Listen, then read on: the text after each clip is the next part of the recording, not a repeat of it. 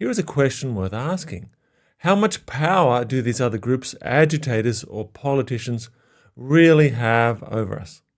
Let's take a look at Donald Trump, because he's perhaps the favorite object of projection on the internet.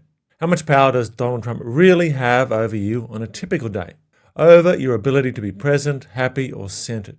How much capacity does he really have to destroy your relationships, your peace of mind, and your day-to-day life experience? Does he really have power, or have you given away your power to Donald Trump? Or more accurately, to the idea of who Donald Trump is that's being pumped into your head every single day. Now, just yesterday in the Sydney Morning Herald, there were 4 or 5 stories in the first dozen or so articles about Donald Trump.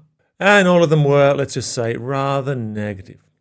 Now, if I exposed myself to this kind of journalism every day, it wouldn't take very long for me to lose my composure and sense of well-being.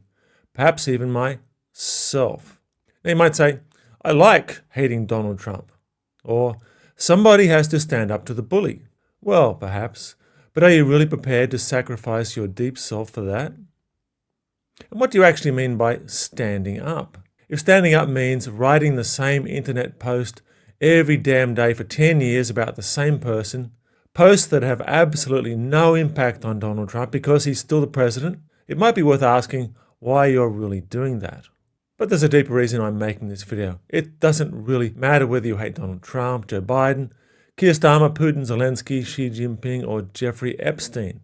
In the end, if left unchecked, that hatred will slowly consume you and destroy your spirit. You can't fight the darkness on its own terms, because if you do, you become the darkness. That's why, in my understanding and in what I teach, you have to find the light in yourself before you engage the darkness in others. Otherwise, you will simply be consumed by it.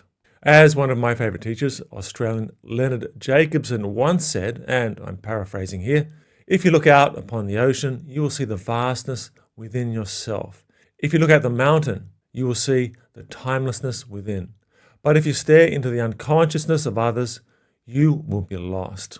That's something worth reflecting on.